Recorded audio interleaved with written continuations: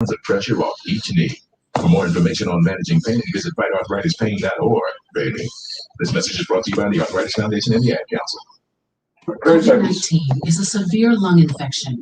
Trust the American Lung Association for science-based public health information, especially for the 36 million Americans who live with lung disease. We have resources to protect your lung health. Access expertise from medical professionals and peer-to-peer support through our online communities. Visit lung.org for daily updates. Kiss 107.1 is WTLZ Saginaw, home of the Steve Harvey Morning Show, and simply the best R&B all day. Take us everywhere. Smartphone, the JOB, and your Alexa smart device.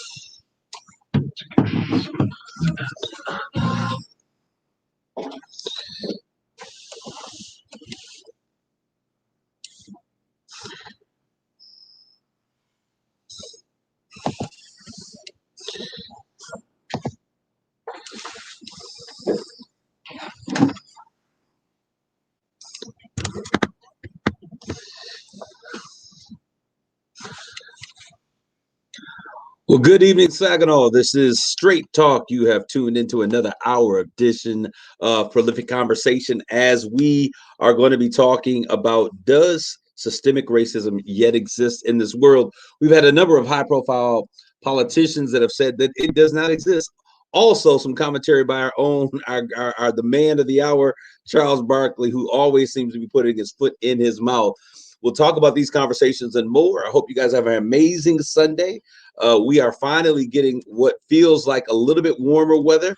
It's only a teaser though, because when I looked at the schedule for this coming week, I saw that we were going to have some more 50-degree weather. So enjoy today if you are out there. The sun is shining. It is warm, intoxicating, and inviting even. So I want to thank you guys for tuning in on today. Let's like, tag, and share this conversation with our friends, those neighbors, those of you who are listening to us on the PM dial on 107.1 FM. I want to say thank you for tuning in today.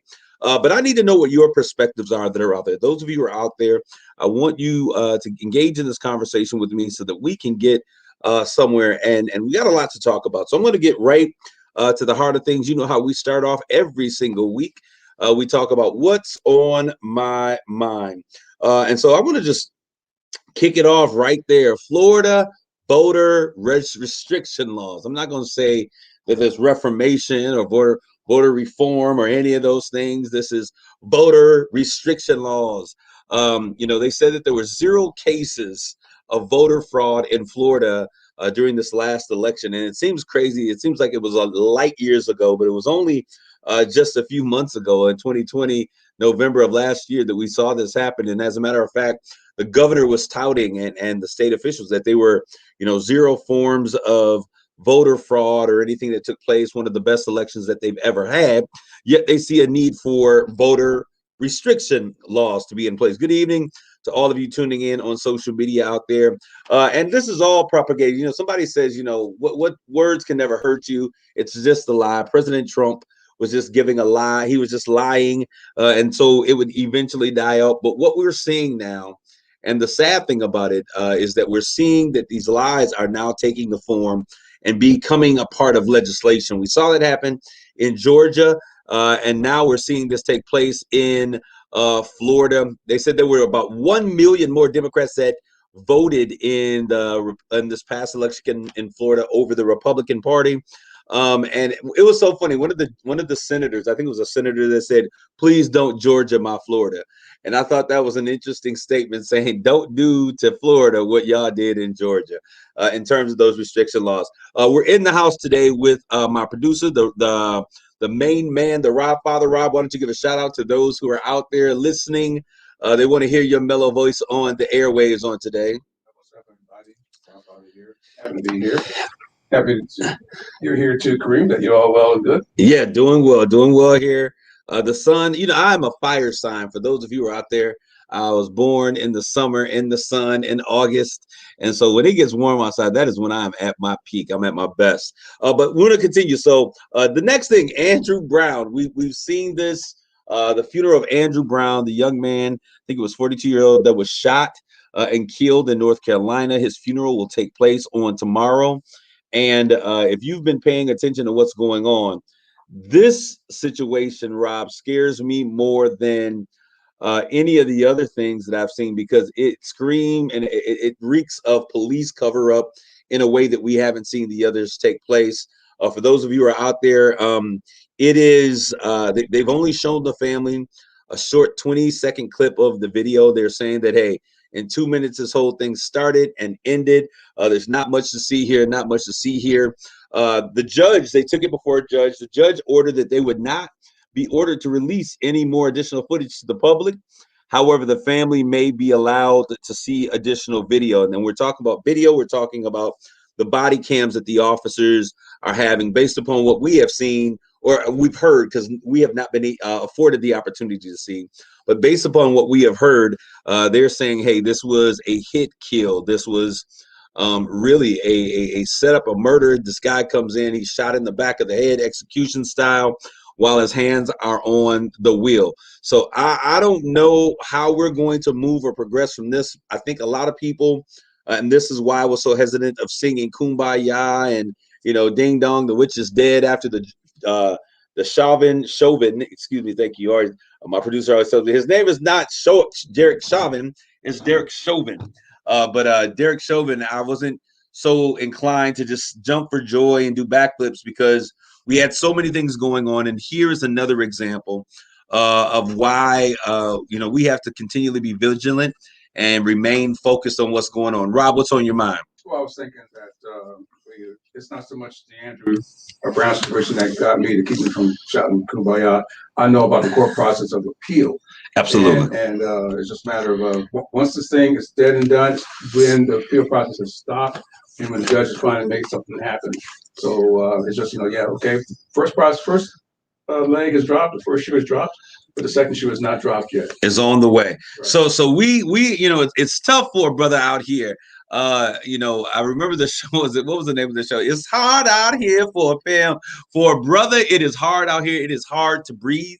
At the moment that we think that we can exhale, when the moment we think that we can exhale, we are yet in another fight. It is tiring. It takes so much out of us, and many of us are just suffering from fatigue, from having to deal with this nonsensical situation of Black men and women being killed on a regular basis, like it's black season. You have deer season, you've got trout season, or what is it, a pike season right now. They're out fishing for pike, and now we got black season, where we're shooting to kill whenever we have an opportunity. I know that's not the situation, but for many of us, we feel that way. And our season is perpetual. There is no start date or end date. And the thing is, you don't get fined or violated when you're poaching out of season, right? So we're going to sit here and we're going to continually watch to see what takes place. What we really want, and the thing that we're really saying is, what will it take for us to have equal treatment and equal justice? And I say equal justice. Somebody say just justice. No. Because we see that there are two forms of justice in America. And we're going to be talking about this today. As we talk about it, I want to share with you guys, I'm going to give you guys some points of things that are going to take place as it relates to what I think are important for us to move forward as we look at this whole concept of policing on this evening. All right. So we're looking at that taking place. Also, 31% of all Americans. That's me, Rob. I heard Joyce talking about she was vaccinated. 31% of all Americans have been fully vaccinated. 43% of us have had at least one shot in the arm. And we're in trouble because they say herd immunity is somewhere between 75 and 85%. And we are only about halfway there. What are we going to do? Jeff, I got you. Reform won't work. We're going to talk about that. Never has. Abolish, reimagine public safety. We're going to get to that conversation. But what are we going to do about herd immunity if we are only at 31%, maybe, 43% of those individuals follow through, get the second shot? Are you speaking nationally? You're speaking by state? I'm speaking nationally. Yeah, so nationally, what are we going to do if we don't reach that 75 to 85% herd immunity? Do we risk dealing with the same craziness over again? When we look at the numbers out there, 79% of those who are Republicans, and this has become so politicized that it drives you crazy. 79% of those who are Republicans said that they have no interest, 0 to no interest on getting this vaccination. Young folks saying that, hey, we ain't doing it. And many of y'all that's from the village are saying we're not doing it either. So what are we going to do? We've got to begin to really make some changes in how we're viewing the situation, because I would really like to have the 4th of July again this year. I would like to get back to our family affair again this weekend. I would like to get back to playing basketball on the courts, some of the things that we have been deprived of for over a year now. So we've got to really begin to say, look, are we going to be stuck in our political agendas or where we are politically, or are we going to do what I believe is the American thing to do, and let's get vaccinated? And so they also have been revamping these vaccination centers. I got what you're saying. One of our callers out there, Jeff, said they have to revamp, have to ramp up vaccination centers, not just central locations, pop-up shops in the community, multiple ones. You can literally go almost to any hospital, to any clinic. And I'm saying this, and maybe people are not aware of this, but hospitals, clinics, some of the centers I know with Michigan, was it Michigan Bay Region, their centers, whatever it is they're working at, all of those places. We got a Sears place over here that's doing them. You can literally walk into these locations. You're a veteran with dependents, you as a veteran, any dependents can go in and get vaccinated. Yeah, is that only at the? Every VA is doing it. Every VA. So I mean, the availability is there. We've got to be willing to just kind of go out and get this thing done. We can complain about access, but I'll tell you, I've been checking out these lines, and we just ain't out there. We've brought some of them to the churches. When they came to the churches in our community, I know this because I helped to coordinate this entire program. There were a number of vaccinations that went unused, and these were in the community. So we got to make sure that, yes, that we have access, but we also got to be aware that we've got to get out there, open our mouths. Covenant has been doing vaccinations since this whole thing started on Thursdays. I know that their organizer was saying that they were taking walk-ups. They were doing some things on Tuesdays. Let's find out what's necessary. Get out there. It requires us to do some work as well. No one's going to come to your door, knock on the door, and say, "Do you want the vaccine?"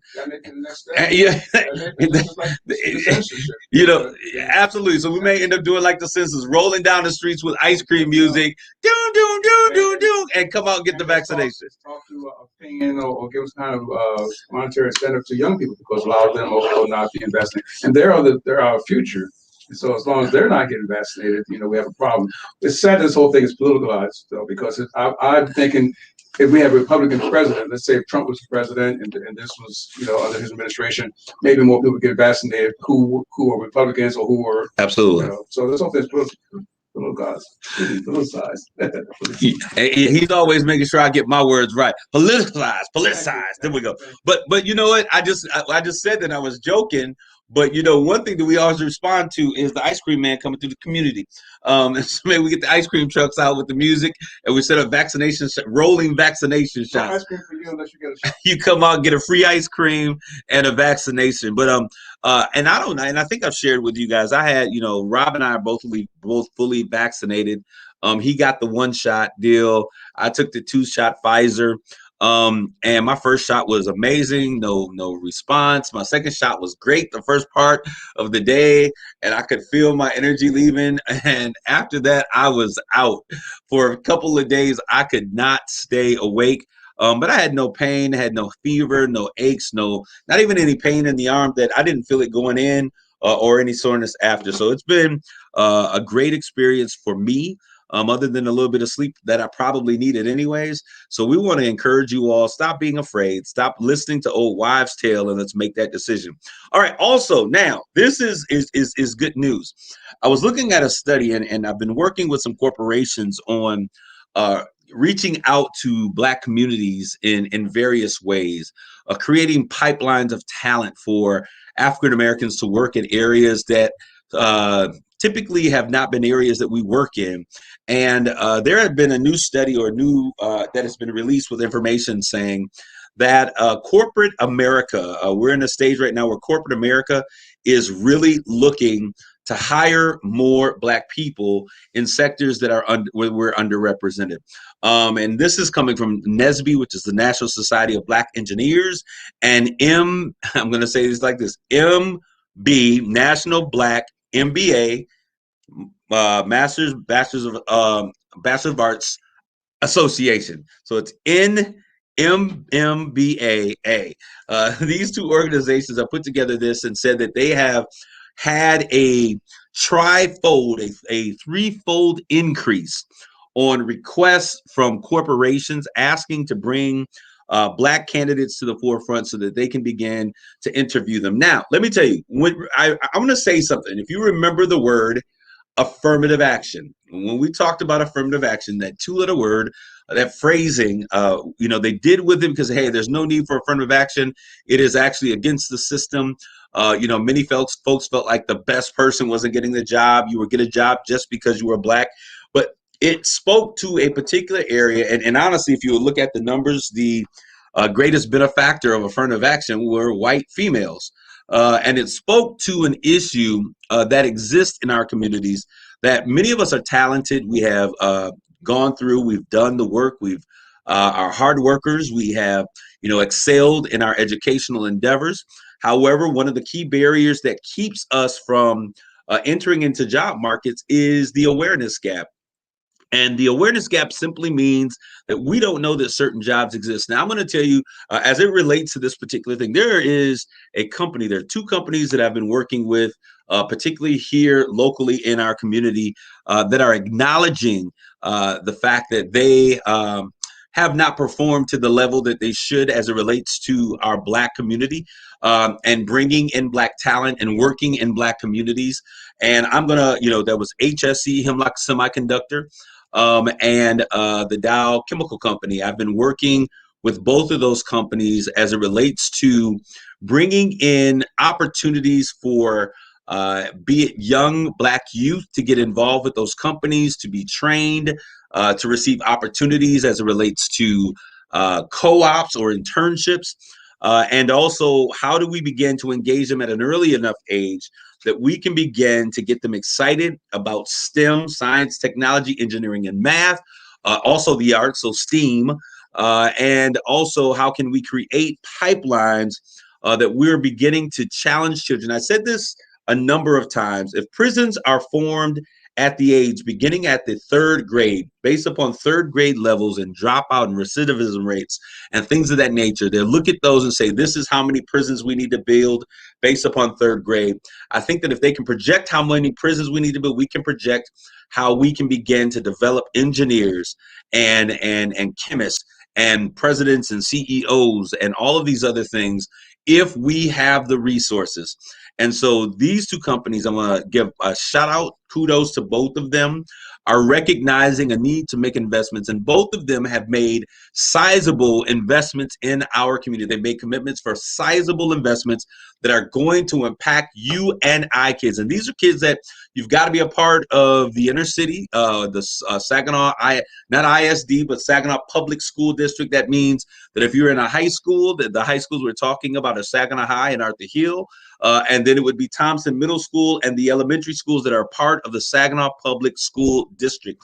I'm so excited, and we'll talk more about what those programs will look like, those opportunities will look like. We're doing some things as it relates to creating opportunities for adults, adult Black individuals to be able to get out and find out where these jobs are, get the necessary training, because there are some great jobs that are out there. I want you guys to continually lean in, because as we move forward, we'll continually convey those details.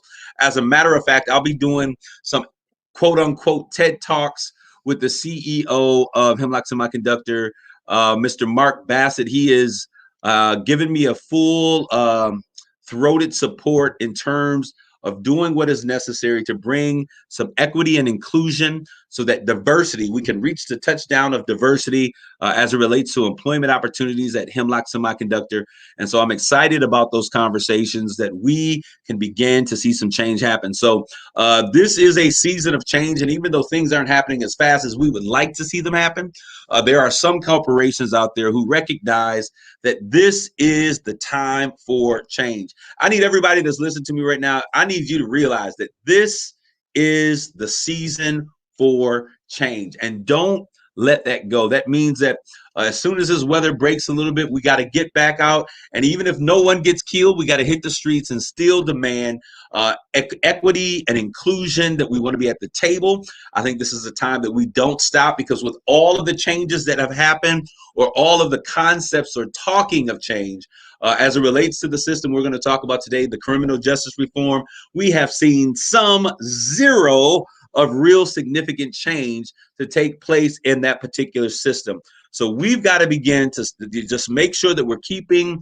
those who are in power honest, and make sure things are being taken care of. All right. And Rob, just give me a time check, so I know that I want to go over before I get into this next element. Are we doing good, or should I take a break right here? If you're going to something major, you should take a break. All right, we're going to take a quick break right here. When we get back, we're going to talk about systemic racism. Does it exist? And I said it does not exist, and I want to tell you why I said that. Let's stay tuned for more Straight Talk on the other side of this commercial break.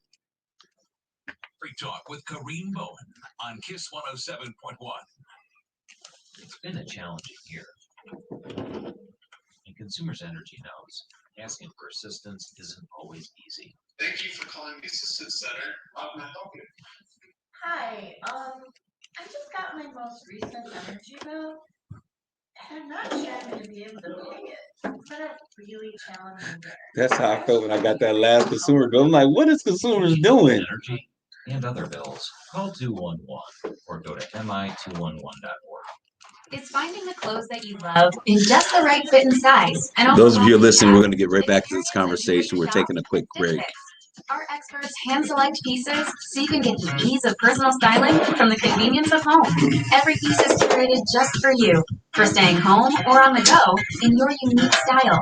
With Stitch Fix, there's never any subscription required, and it's delivered right to your door. Get started today at StitchFix.com. Stitch Fix, your style delivered. There's never any FOMO with the iHeartRadio app. You won't ever have to miss out on your favorite shows and contests with this radio station. Radio 24/7, 365. We're here when you want us. Stay connected and listen anywhere when you download the free iHeartRadio app. Listen to this station anytime, anywhere on Odyssey. Odyssey is your new audio home for all the music, news, sports, and podcasts 30 that seconds. matter to you. Odyssey. That's AUDACY. RocketGrabPlus.com. This week's deal on RocketGrabPlus.com is for the Franken-Move Aerial Park. You are going to get a pass for only $19.50. It's usually $39. You are getting it half off. It includes a 2-hour weekday or weekend session. And if you've never been to the Franken-Move Aerial Park, they have something for everyone. Something fun and new to try. Head to RocketGrabPlus.com right now to snag your deal. RocketGrabPlus.com. It's Straight Talk. Hey, this is your guy, Kareem Bowen. We're back with more of Straight Talk here at KISS 107.1 FM. Those of you who are listening, if you want to tune in, you can also tune in to this conversation on KissWTLZ.com. There's so many ways to watch. Thank you for those of you who are watching us via social media on Straight Talk with Kareem Bowen. I'm glad that you guys are here today. I want to give a social media shout out to all of those who are watching and continue to watch us on social media. Rebecca Townsend Garth, Roosevelt Helton Jr., great to have you on today. Krista Love Williams, Jeffrey Bulls, always a fan favorite. Mary K. Mead Sanders, Betty Price Plowden. Oh, Betty, I miss you so much. That was my fragrance lady that kept me smelling good all those years working the fragrance counter at Hudson's, then Macy's, and now she has gone on doing other things, and I am missing you. Heidi Gruno, Kubiak Myers. Them a lot of names, Heidi, but great to have you on today. Vivian Scott, Scott, Robert Bates, Jerry Lynn, all of you that are out there listening to us on today as we continue this conversation. I wanted to change directions as we, Shyla Casey, you just jumped in here. Great to see you as well this evening. Let's like, tag, and share this conversation as we go. A lot to dive into, sink our teeth in. On last week, we had our first presidential speech from Sleepy Joe Biden. No, Joe Biden. He gave his first presidential 100 days address. And, you know, however you feel about it, you feel about it. I am not a politician as it relates to being a Democrat or affiliate or a Republican, or Green Party. I am what I would consider truly an independent. I make up my decision based upon what I think is going to be best, not just for myself, but for the nation and for those who are coming after us. It's important for us to not just think of ourselves when we make those decisions that affect our nation. All right. But so I'm what you would call a guy who makes his decision. I'm an independent at heart. But the rebuttal, I'm not even going to talk about the speech. To be honest, I didn't listen to the whole speech because those speeches tend to be a little bit lengthy. I'll stop and get the abridged, the Cliff Note version. But I did catch the rebuttal from Republican of South Carolina, Tim Scott. Y'all ready for this? Great. Oh, my goodness. Jackie Wade Day all the way in Lansing. Mama, how are you doing? She is one of the most amazing women that I've ever met in my life.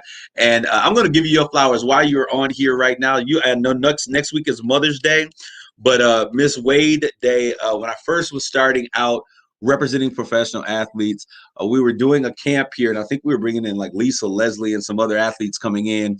And I brought Miss Wade in because she and Miss Johnson, when I say Miss Johnson, I'm talking about Christine Johnson, who happens to be Magic Johnson's mom, who I had an opportunity to sell cutlery to when I was selling cutlery. That's a whole nother story.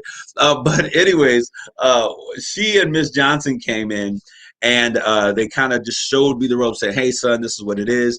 She took me under her wings. She really just breathed life into me as an individual. As a young man, I was nervous and scared and wet behind the ears, still Similac behind the ears. You know how they say it, Rob.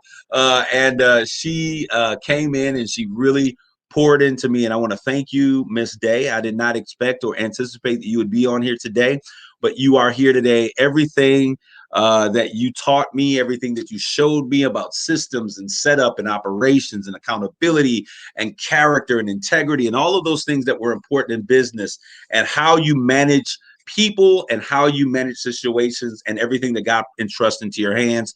I listened to you, and because of that, I have been blessed tremendously by what God has done in my life. And so I just want to say thank you for all that you are and all that you do and all that you have sown into my life. We need to get together. It's been too long since I've been able to be in your presence and just see that beautiful infectious smile. But I want to say to you today, 1 week before Mother's Day, because you are a second mom to me, I want to say happy Mother's Day to you. Those of you who are listening, I know I'm in the middle of one conversation, but she's here and she's worth changing the topic of this conversation. And I just want to give her her flowers while she's here. She is absolutely an amazing mom. Thank you, Mom. I thank you. I appreciate you for everything that you have done. Next week, I want you guys to tune in. It will be Mother's Day, I believe, and I will have my mother on the show with me as we talk about some very important keys to successful parenting. All right. But anyways, go back to the station. Now, Miss Day, I've taken my break. You are such a sweetheart, Kareem, and I love you dearly. And man, I love you too, Mom. Back to the subject at hand. So the rebuttal came from South Carolina Republican Tim Scott. He's a brother. Well, he's black on the outside. I'm gonna say that. Rob looked at me like I was crazy. He's chocolate. That's what I say. I don't know if he's got his brother card. I think Rob just revoked it. But he's a black man from South Carolina. He's a Republican, and I think that we're not a monolith, as I've said a million times. So we have varying opinions on how things should happen and what exactly we should do. But he got up and he gave this speech, and I thought this was. For so long, he has always tried to play the man in the middle and tried to be the person who would reach and to try to bring people together in so many ways. And so I thought if there was a hope for anybody to begin uniting the nation, Joe Biden can't do it because he is polarizing and that he has been a Democratic figure for all of his political career. But I thought maybe Tim Scott, a young, intelligent, sophisticated in political political landform, that he would be able to do it. And this brother got up there, and I want to highlight what he has said. He basically had just said, America is not racist. He said that America is not racist. And I was like, oh, wow. And this is upon the heels. This is upon the heels of the Republican Party getting ready to push an agenda back to Anglo-Saxon values. What in the world does that mean? Rob, when you hear Anglo-Saxon values, what does that say to you? That's a loaded question. You know, I can't answer that question. It says exactly what it says. That's all I'm going to say. Exactly what it says. If you don't know the meaning, not you, but if people don't know the meaning of Anglo-Saxon, they need to study some history. All right. Leave that clean. All right. So I got to educate y'all. Y'all know I'll take it. This is straight talk. We're getting straight to the heart of the matter. Rob can't say what I say because he's a corporate affiliate, but I'm out here on my land. I come out here and Yvonne Dales is out there. You'll hear her say the opinions that are expressed on this show are not those. Okay, so let's put that in action right now. Anglo-Saxon values. Well, we'll say WASP. And when I think of WASP, white Anglo-Saxon Protestants, I think of the KKK. I think of those institutions that were so white that any element of brown or otherness was bleached out of that DNA. And so for the Republican Party to think and start to prepare a conversation and an agenda, it's a meeting that they were going to have and push this concept or this new marketing strategy of let's return back to Anglo-Saxon values. It is, I think, the biggest slap in the face for any Black person that considers themselves to be a Republican. Of course, somebody with some kind of sense just said, hey, this is never going to fly. And so we end up with Tim Scott doing the rebuttal. I don't know how he got there. Let's put him up there so he can say that racism doesn't exist. He was sitting there on the arm. I can't remember the puppet they used to have, the ventriloquist, where they sit you on the lap and they pull your strings. Is that what they're called? And they would have the marionettes. They pull the strings and you would tap dance for them.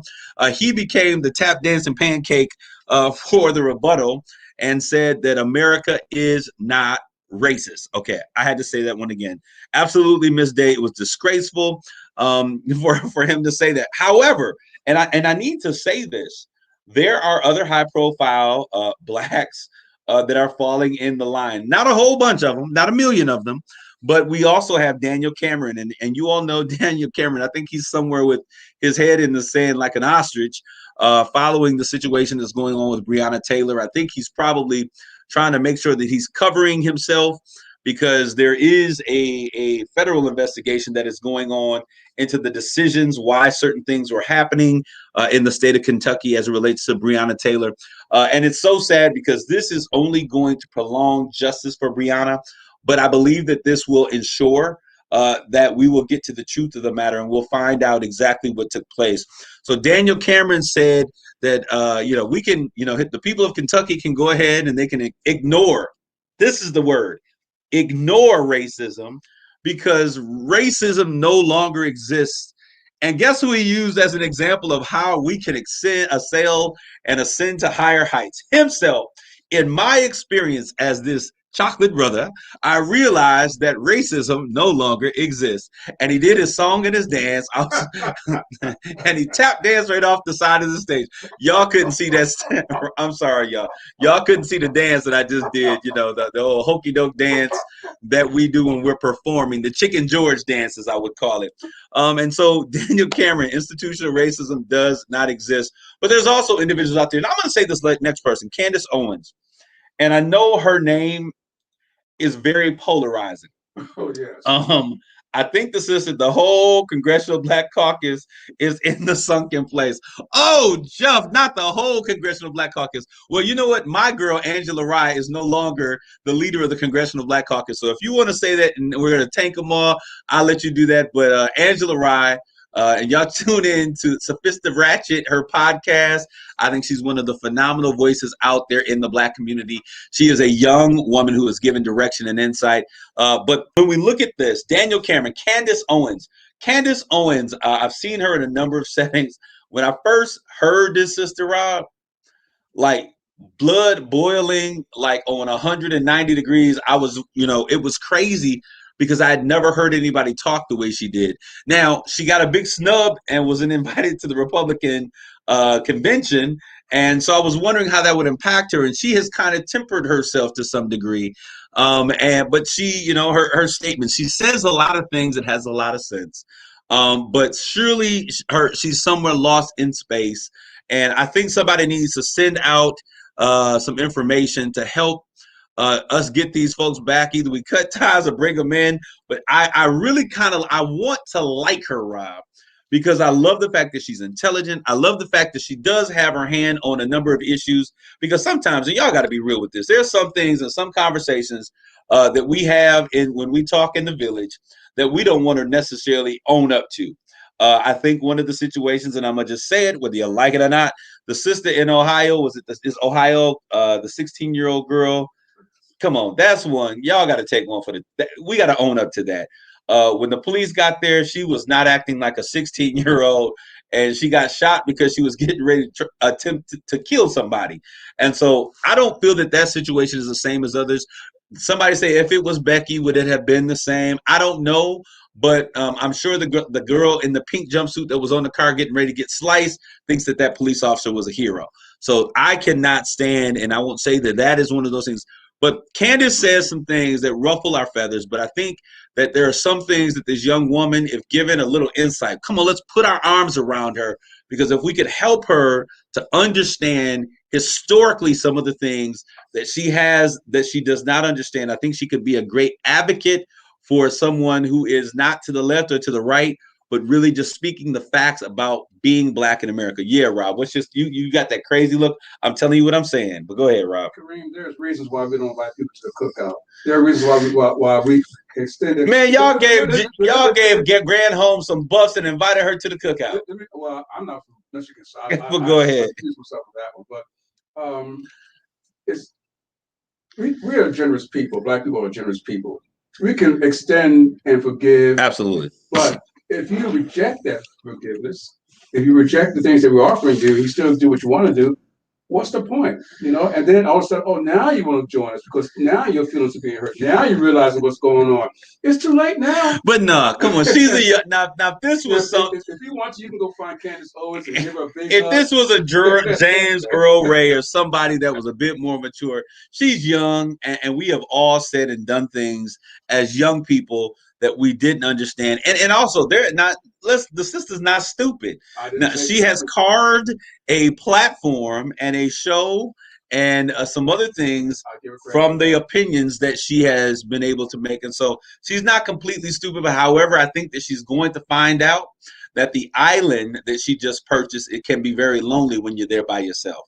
And so I think that we will see a gravitation of this young woman over time back toward a more moderate, more meaningful perspective as certain things and certain actions, as she lives a little bit, Rob, and she has some experiences in life that will kind of put her processes in focus. What you saying now? Will Kanye West do the same thing? Kanye, man, come on. Will Tim Scott do the same thing?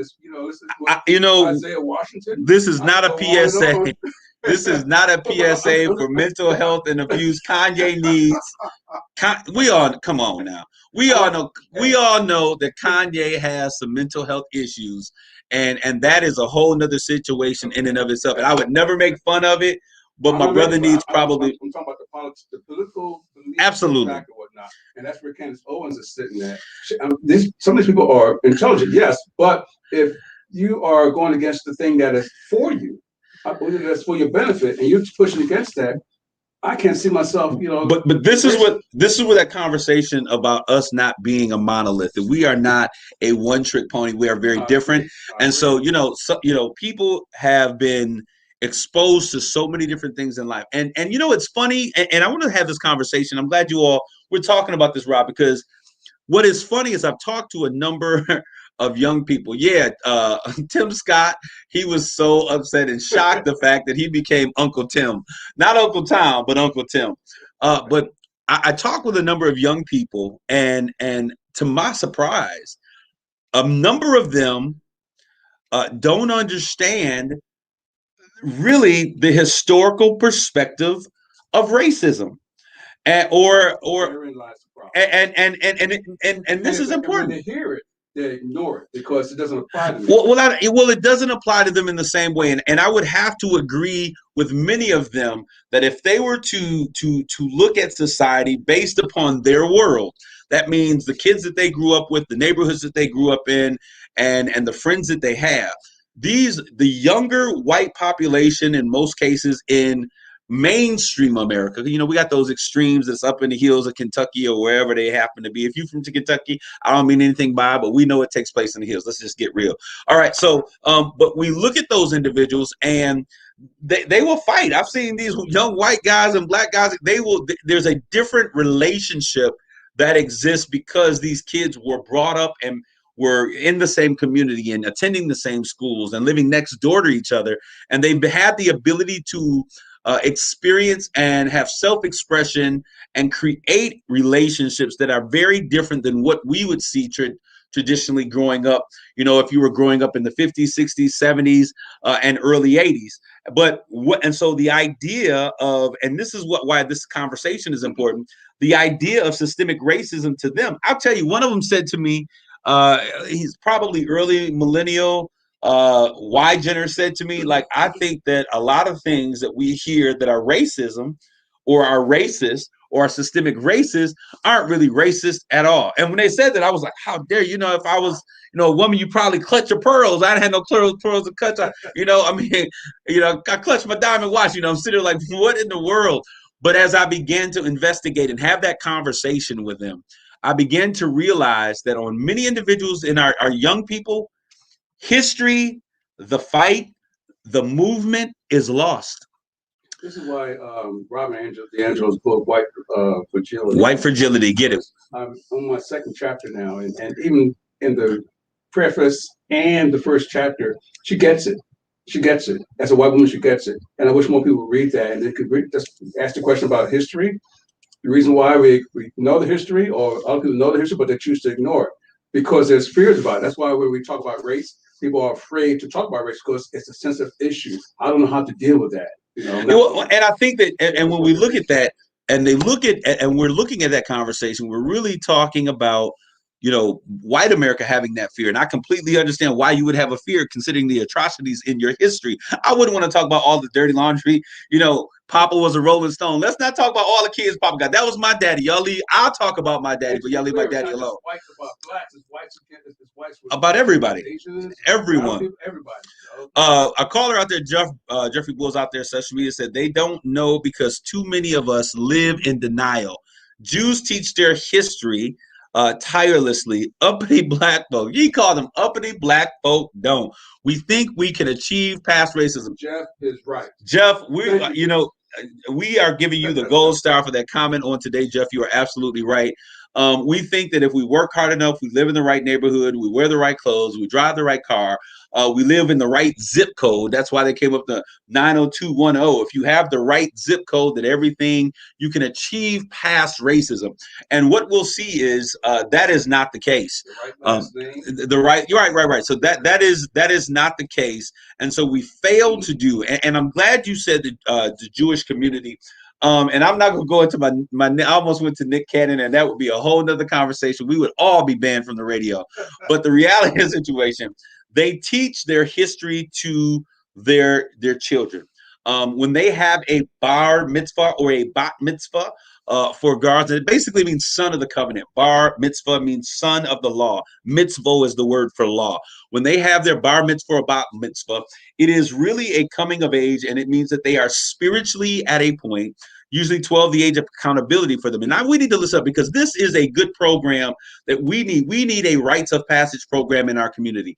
And so when they look at these programs, what they actually are is they're teaching them their laws, their covenants, what we believe spiritually as a people, that whole thing. But they also now become accountable for understanding their history and making decisions that have the ability to impact their lives as they move forward. So they understand that history is sacred.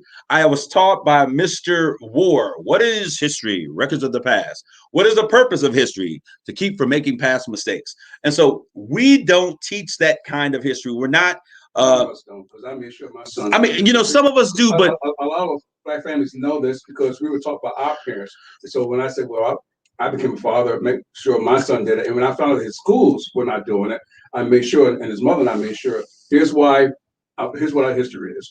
If there are certain historical programs, you need to know more about Martin Luther King and Rosa Parks. But we got to go beyond them. I'm saying you have to know more about we got to go to Marcus Garvey and Nate X and talk about the story of Medgar Evers and why he happened. We got to talk about the other individuals that are out there that are a part of that story. But my thought process is this, and because we fail to share the historical perspective of where we have come as a people, our children grow up with an understanding or a feeling that where we are, we've always been. And so our family taught us what legacy and family meant. And there were so many things that this baby boomer generation, I blame y'all. But when we got to baby boomers were about, how do we get our slice of the American pie? How do we blend in? How do we get into the right schools? How do we get to the right zip codes? And the concept of identifying who we are and retaining that identity and passing it on as the griots do in Africa from generation to generation was lost. So our kids now grow up with the understanding that where we are is where we've always been. To understand that there was a struggle is an understatement because they don't get those perspectives. Well, you learn to appreciate your present and your future more when you know more about your past. Absolutely. Simple as that. Absolutely. So Jeff, you are absolutely, you took me completely a different direction, but I think that it was important for us to have that conversation now because we were talking about the importance. Charles Barkley also has to chime in, and Charles' statement says that he blames the politicians. It's the politicians who are making us racist. They keep us divided because they want to keep their power and their money. And this to me, this is what this sounds like. There are good and bad police officers, and the whole system isn't bad. It's just that a few of them are controlling the narrative. And I don't agree with that concept. Charles, have one of many seats. Continue to talk about sports. I'm going to tell you, like Donald Trump told LeBron James, keep bouncing the basketball. Just stay on. Continue to commentate about basketball. The reality of the situation is that there is an agenda that is at hand. I will agree with. To some degree, I will agree with that. But that agenda is based in the fact that there are two ways of seeing life and two systems that are vying to retain ownership of their version of what America is. And the version of America that is being purported by one system that says that we need to get back to white Anglo-Saxon values is not the one that portrays or has the ability to speak toward the issues that I have to deal with as a Black man. All right, so Charles, we thank you for your commentary. And as usually, exit stage left. All right. You let me know, Rob, whenever you think that we need, because I know we got another commercial to get in here. But I want to say for more than 150 years after the 13th Amendment abolished slavery in the United States, most U.S. adults say that the legacy of slavery still continues to have an impact on the position of Black people in America's society today. All right, that means more than 4 in 10 say that the country hasn't had enough progress toward racial equality and equity, and that there is still some skepticism that we as Blacks in America ever will have what we termed equal rights. What are your thoughts about that, Rob? I don't know what to say. There's truth to that. There's some false to that too. Depends on your point of view. I still think we have a long way to go. But I see that us making progress. We're making progress at a snail's pace. We're making progress more today than we did when I was a kid because of social media, for one. Okay. And because our young people are able to express themselves more, and because now a lot of things we're not tolerating anymore. Back in the civil rights era, Blacks were beaten by police officers and chased by dogs. Today, you can't get away with that easily. Not like that. It was too overt, right? Right, but it's more. We draw attention to certain things, and that's why I'm saying, and I may get hit for this. There was a silver lining to Trump's presidency. A silver lining, and that silver lining meaning everybody that had racist views or things of that sort of them against black people, people of color, all that came out like termites. And so now it's out there open. Now we need to start fixing it and squashing it. But let me tell you, let me say this, and those of you who are listening, and Jeff Mercer, you one of our white allies. You one of my white brothers who was an ally. I love you. I follow you. I see the things that you're doing and your commentary on many issues. Chime in whenever you feel free. I want to say this because I've thought that for a long time, that, people, and I guess the agenda would always change, but it just seems as though not only have they been exposed with their agenda, but it seems as though they have become emboldened in their public display and their public stance on where they are. Well, and I guess you have a leader, yes, you have nothing to fear. Yeah, and I guess so they were doing it anyways. Miss Day out there, Miss Wade Day from Lansing says politicians are now trying to stop Black history from being taught in school. It never was taught in my school. Go back to that political thing here. The politicians come from us, okay, society. And so if you elect somebody with a certain viewpoint because he agrees with your viewpoint, then you blame yourself for electing people like Tim Scott, for example. Okay, so there you go. Well, I tell you this. We spend so much time, like for instance, voting for President Obama. We spend so much time, voting for Kamala Harris, but we don't take time to vote for our, those entities in our local elections. We don't take time to look at who's on our city council. We don't, and we don't look at, even our structure for governing here in Saginaw. The city council is, I don't want to say it, but it's a board of people who give suggestions to the city manager who actually has the power. And so is that still functional for us? Can that be a way for us to function that is going to bring equity if we really have no power when we vote for these city council people? There's no reason to be cutthroat because you're getting on a place who sits on the board, you make recommendations, and really the city manager is the person who has the decision. So our focus should really be on who gets in the city manager position because that's the power seat in our community. We don't look at individuals who govern us. We're talking about policing. We're talking about systemic racism in the policing system and all of these other things. Yet our county sheriff, Fettersfield, okay, I don't have no issue or beef with him. He's been in here on my show, like him. But how can you go in our community and not be, not have someone that is actually going to stand up and run against it? Now, I'm not trying to say anything about him, but I'm saying that if we are going to take accountability for the things, we have to make people value our vote. And not just so that we can yell and get angry and be upset and protest and walk the streets, but there is a way in which we can engage in our community that lets them, when I say them, I mean anybody who wants our vote, anybody in power. If you are in a position that is voted for, then guess what? You're not going to just come to my community when it's time to get a vote. You're not going to drive a car that reminds me of Knott's Berry Farm in the 50s and 60s when we weren't even existed on television and you get my vote. You're not going. Now, this is the thing, and I'm going to hold you to this because Sheriff Fettersfield, you're my guy. Honestly, I like you. I think you're a cool dude. We talk. There were some promises that you made that, whenever we were going to get together, we talk. I've given you phone calls. I haven't had a return phone call since the election has been over. So these are things that we have to hold people accountable. Now, I'll probably get a phone call, and I'm going to answer that phone call because I think that is where we are. We are either going to demand that if you're going to operate in our community, then you have to be true to your word, and I'm going to hold you accountable for what you promise us when you're trying to get elected. Now, I'll tell you this. One of the things that I like him, y'all can hate on this guy if you want to, but talking about change, Amos O'Neill, he reached out to me and said, hey, Kareem, it's time for us to have that conversation. And so about policing and reimagining.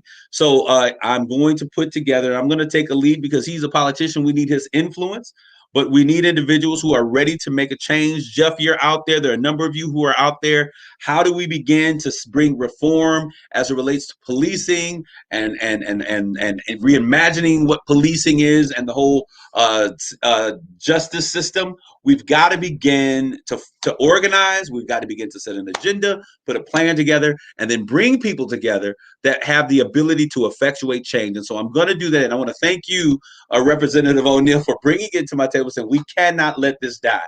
And I agree with you 1,000%. But I'm going to say this one. I'm all the way in. I'm a call away. I got you, Jeff, and I will be calling because we'll be meeting within the next 2 weeks. So any of you that are hearing this conversation, that are listening, that are saying, hey, I want to be a part of this, policing reform, this criminal justice reform. How do we reimagine policing and how do we get a voice out there? I want you guys shoot a message into me, a straight talk, Kareem Bowen, whichever direct message, because we're going to have that conversation because it's necessary and we cannot allow it to die by the wayside. All right. So we're going to make that happen. We're going to organize. We're going to be systematic in the way we do it. We're going to put together an agenda, and then we're going to begin to assign some things so that we can make some noise in the way that change happens, all right? It's one thing yelling out on the pavement on the street. It's another thing to yell through your political system that you have the ability to make change, all right? Most Black adults have negative views about our country's racial progress. And I want to give you guys some statistics, and I want to know what you think of them. And this is from 2020. Race relations in the United States are generally bad, is what people say. 71% Black say that is the case. 56% of white Americans would agree that that's the case. Trump made race relations worse. 73% of Black America say, show your ride, you know your ride. White America, 49%. Said that they agree with that. The legacy of slavery, listen to this, of Adults, African descendants of slaves. This is not people of color, African descendants of slaves. The legacy of slavery affects the position of Adults, Blacks in America society today a great deal or a fair amount. 84% of Black Americans agree with that perspective to 58% whites. And basically what that says is that where we are today is still attributed. The things that we're dealing with, the issues that we're assigned to are yet indicative of our time as slaves, and it yet plays a role in how those things exist. Our country has gone far enough in giving Blacks equal rights, far enough to give Blacks equal rights with whites. 75% of Blacks say that. 37% of our Caucasian counterparts agree that that is true. All right. So these are real numbers, not at all likely that Black people will eventually have equal rights. 50% of us say that. 7% of whites agree with that concept. So many of us out there, and y'all know me, I'm not going to sit here and defend, I'm not racist. You're never going to catch me saying that.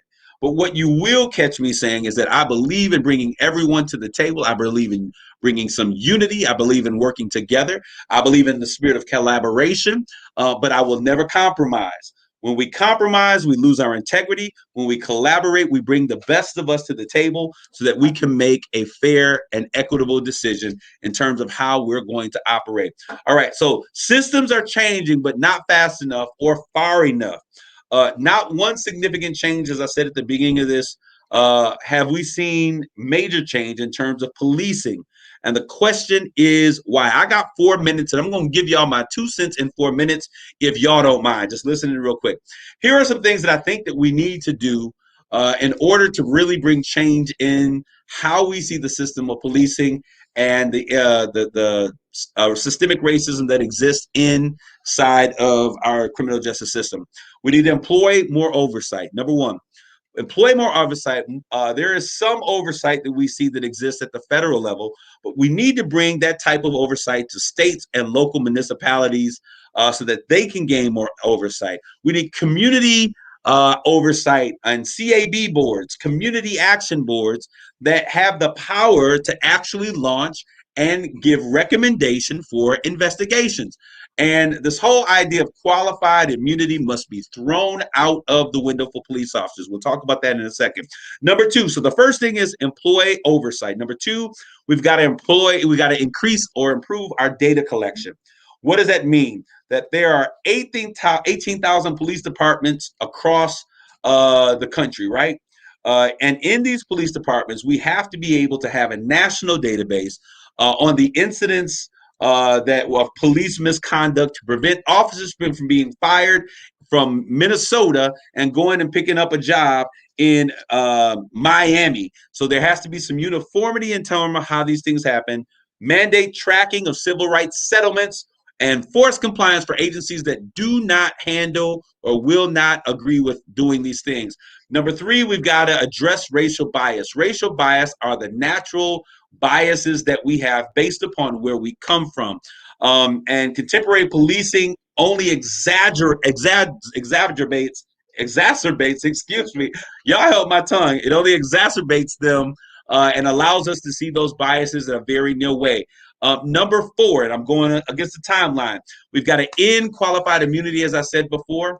We've got to end qualified immunity. It's when a successful lawsuit can only come if there has been a law that has been stated to this officer saying that this is explicitly wrong, and if not, they can cry qualified immunity. Number 5, we got to change our use of force policies. We've talked about those. Number 6, we got to demilitarize the police. Some may say that we would even go to number 7, which means defund the police. And when we talk about defunding the police, we're talking about taking monies away, because they are not psychologists, they're not mental experts, taking monies away and putting them in community policing ways that can be of great impact. I want to thank you guys for tuning into this conversation on today. Tune in next week with more Straight Talk. We thank you for listening. Grace and peace.